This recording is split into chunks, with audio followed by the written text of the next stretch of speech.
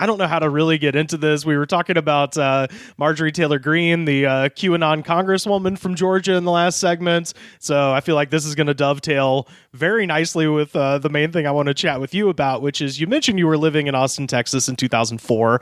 And that is when one of the greatest videos on the internet was created. I am speaking, of course, of Alex Jones trying to do stand-up comedy at Cap City, opening for Doug Stanhope. I was there. And you were there. Yeah, I was about to say, and you actually saw this with your own eyes as opposed to me, which is just, I've seen the video a shitload of times. Like anytime I'm just wanting to see a fun meltdown, I could just throw on that video, and we'll link it on our Twitter at The Goods Pods in case you've never seen it. It's amazing, and it also totally presages what is going to happen about 10 years later in around 2014 when all of the big YouTube stars start getting booked at comedy clubs, because there was, there's a big thing, and it's still going on pre-COVID and I assume post-COVID, where, these people who get famous for being YouTube vloggers, I guess, they start getting booked at comedy clubs because the comedy club business model has always been very precarious. Like you were operating on the margins of the margins, even if you're the person who owns the club, just via the nature of the business. So in order to bring people in, they will book people who have no experience working a live room, but are popular on the internet. So they can just see like, okay, well, this person gets 1 million views every week, so maybe they can sell out a room. And it was this phenomenon in the mid 2010s. People in LA especially would share cell phone videos of YouTubers getting fucking owned on stage. Just dying on their ass because their skill, while it is impressive, I wouldn't knock the skill at all, because I don't sure as shit don't know how to get 1 million people to watch anything I've ever done. So no disrespect there, but stand-up comedy is such a different monster than talking, to an audience you can't see in your bedroom. But the phenomenon that I observe with that is the same ultimately that happened to Alex Jones, and that is you all of a sudden have your tire that you've created, that tire's rubber has met the road, and it and where it goes from there falls pretty squarely on you. And a lot of those YouTubers have gotten smart, because now they've turned a lot of them into a double act, which is, if you're, it's just what it sounds like. They've got usually a person who's a little bit more experienced as a comedian sitting on stage with the YouTuber and just kind of pitching questions and sort of hosting almost a Q&A sort of thing, which so it's almost like a Jay Leno situation where he's like, so I heard you went to Albuquerque yesterday. Yeah, exactly. And I don't even think it's really a person like acting more as a moderator. So they'll be like, hey, do you have any questions for, David Dobrik or whoever the fuck it is? And they'll be like, oh man, tell us about that time you blew up Steve-O's car or whatever the hell this is how little I know of what they do. I just know that those two made a video together. But, and then he'll be like, oh man, it was crazy. And then he'll kind of tell it. And that actually is probably a better way to present it. But the first couple of years of that, before they figured that out, it was just, they were cutting like YouTubers loose on stage and people were fucking heckling them. And then they would just get all flustered, and it was hilarious. And that is precisely what happened in 2004 at Cap City, the late great comedy club in Austin, Texas. And like we said, you were there for it. So I just want you to run through, tell me everything. I want to know the whole story. All right. So first, a little bit of background. The video was shot by a man named Dave Pruitt, who has been in Austin. He recorded like live music, stand-up, all kinds of shit for 30 years. He had a public access show that he would like do all Texas music and just, showcase talent, things like that. So this was during the summer. He was recording a lot of stand up, and I was helping him out at the studio when he would make TV. And that's actually the first time I met Alex Jones. When we were entering the studio and he was leaving the studio, and he's like, oh, hey Dave, how you doing? Like picture like a less gruff Alex Jones of today. Like he doesn't have as much caveman bone broth inside of him. Uh-huh. So he's he's a little bit more cordial. He's like really nice for some reason. Like Alex Jones was never like ugly to me, which I thought was interesting. Well, and people forget, like, Richard Linklater put Alex Jones in his movies and shit like that. Like, he was kind of an establishment approved anti-establishment guy, if that makes any sense, especially in Texas, which, I still am a big fan of Bill Hicks, and the actual like Austin and Texas, just in general, local access scene is fucking huge. I don't think people realize, like, because there's obviously the famous one is Austin City Limits, the long-running music series, but people in Texas are all about some local access shit, and you can find some of the best clips of Bill Hicks are him being interviewed by some weird guy in his basement on like some weird local access thing in Austin. And Alex Jones is absolutely from that kind of culture because he was just the weird ranting psycho on the radio forever. So fun fact about Bill Hicks, the last televised interview of Bill Hicks right before he died was done by Dave Pruitt. It's that guy. Fuck, I know exactly what it. Yeah, that's what I'm referencing. I know that exact interviewer. Holy shit. Okay, so he. Fuck. Okay, that's. Well, where's Dave? Is Dave still with us? Can I please? I please link him anytime some shithead is like Alex Jones is Bill Hicks, and you're like, this video proves it. Because Hicks, even when he was making a really self-righteous point, he had some good throwaway lines. I think he's on Twitter at Dave TV ATX. Okay, cool. I think I know he's got a YouTube channel where he has like just hours and hours and hours and hours of live music and stuff, and he's really good at like shooting that kind of stuff. So it's worth looking at. That's awesome. So anyway, Dave calls me up on a Friday night and says, "Hey, do you want to go see Doug Stanhope at Cap City?" And I'm like, "Sure, why not?" So I go to Dave's apartment. We do a little pregame. Then we head to the club. I get there. He's setting up his little. He has like a little, not like a huge camera, but he's still got a little tripod on it. He's setting up on the table. And behind us, I hear, "Hey, Dave!" And as I live and breathe, there is Alex Jones, and he is shit-housed.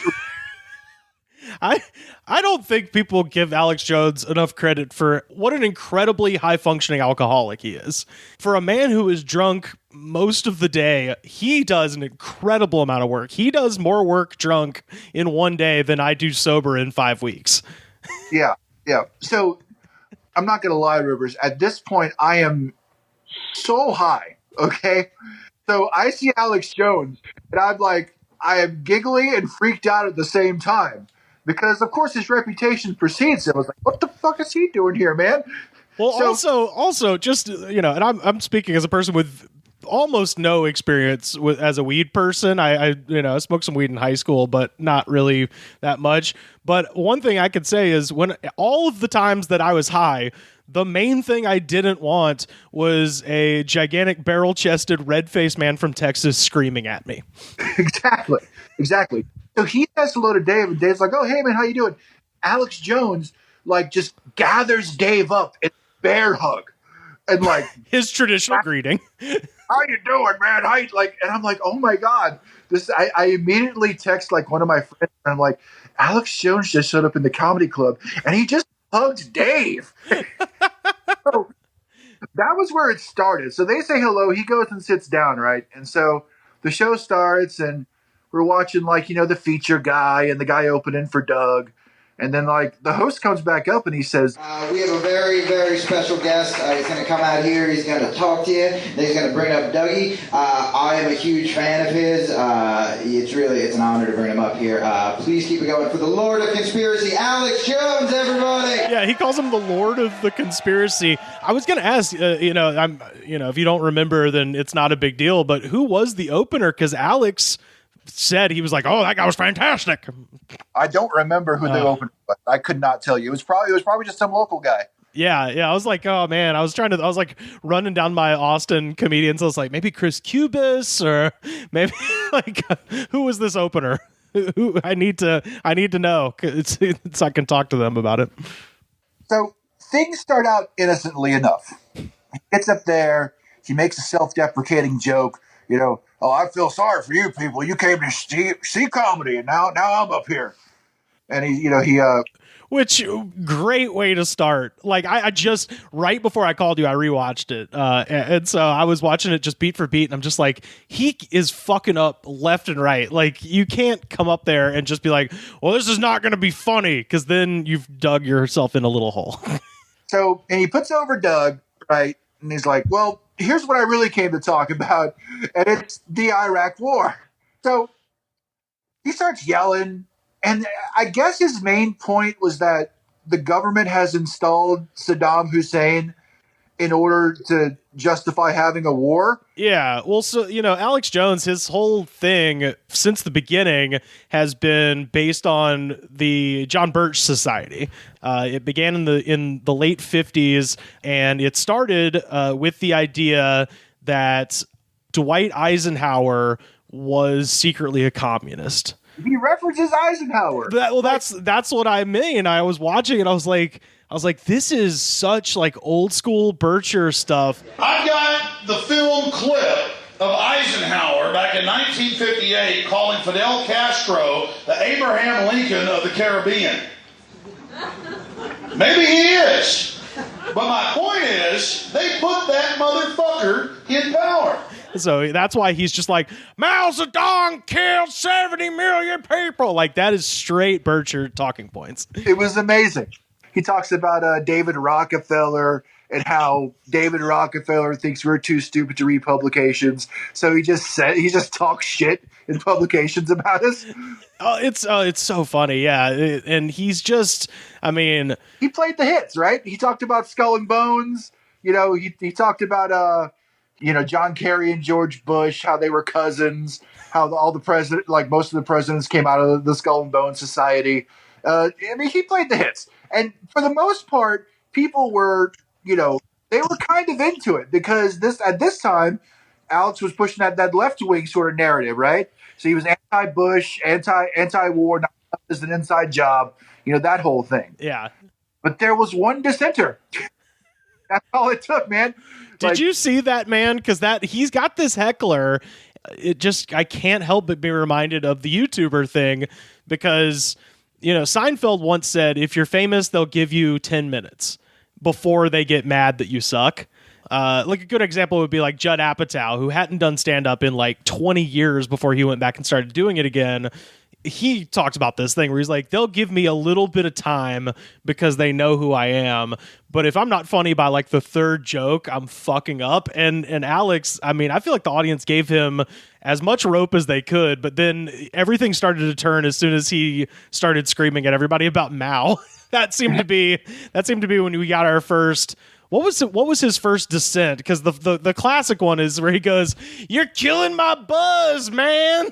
That's the best one. That was the guy. He was seated right behind me.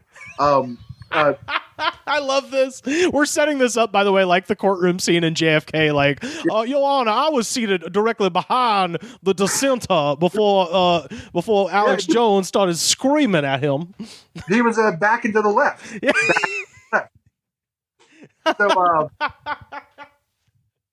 So there was one guy who was like, I think he said like shut the fuck up or something like that. So this other guy joins in, is like, "You're killing my buzz, man," and that's the guy that Alex like locks in on. Yeah, right? Yeah, not the guy who was like, "Shut up and get off the stage." It was the other guy. And well, I also rewatched the clip too, just to kind of refresh my memory, and my conspiracy brain did kind of kick in. Like, how do I know this was not some like J-Brone that Alex Jones had working for him over at InfoWars? He brought in it's a false flag. It's a false flag attack from Alex Jones. You heard here.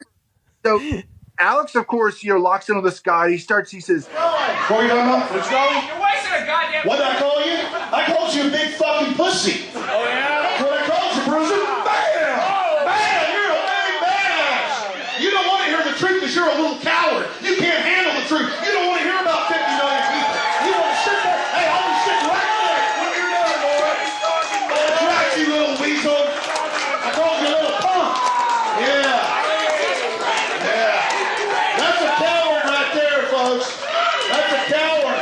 That's a punk bitch. first he tells the guy that he's a slave. He's like, you're a slave, man. You're a slave.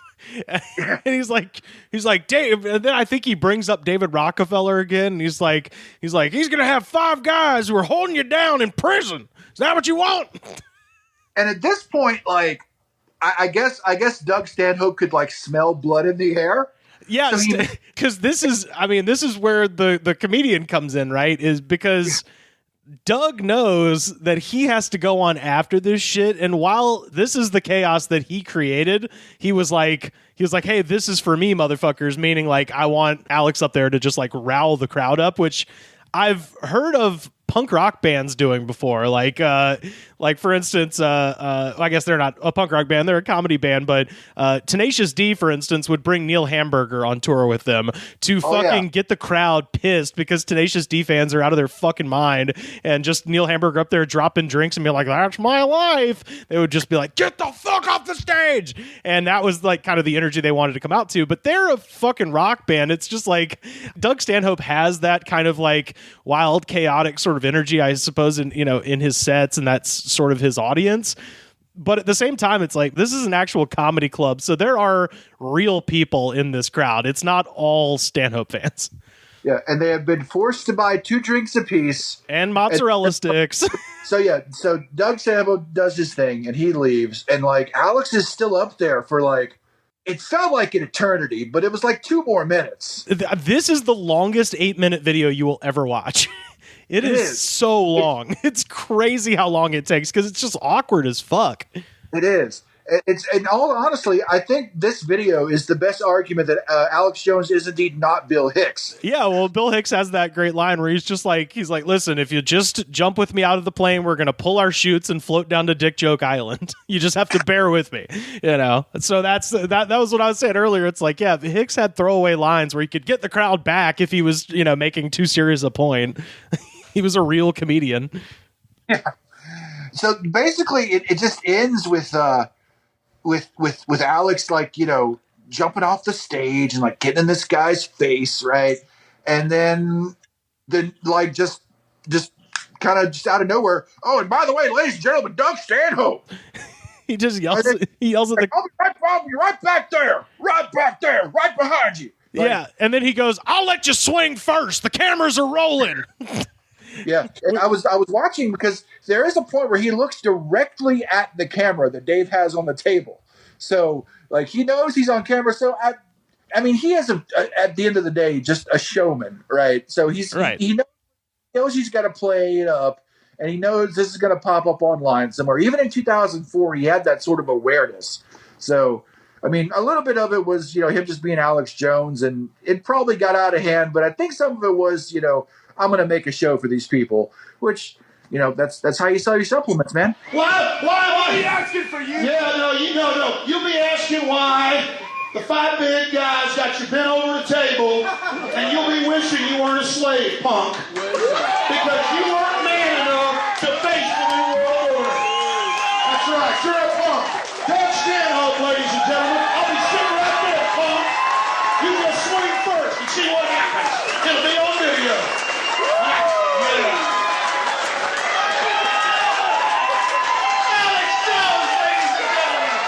It is a true kind of like open micer inexperience shining through, because I've seen open mic guys do that, like, and not necessarily in LA, because you don't really have enough time to do, most open mics in LA are like 3.5, maybe 5 minutes if you go out to the Valley or something like that. So there's not enough time to get the crowd boiling like that. But man, you just stand up in like open mics in Birmingham or, like probably Lafayette too.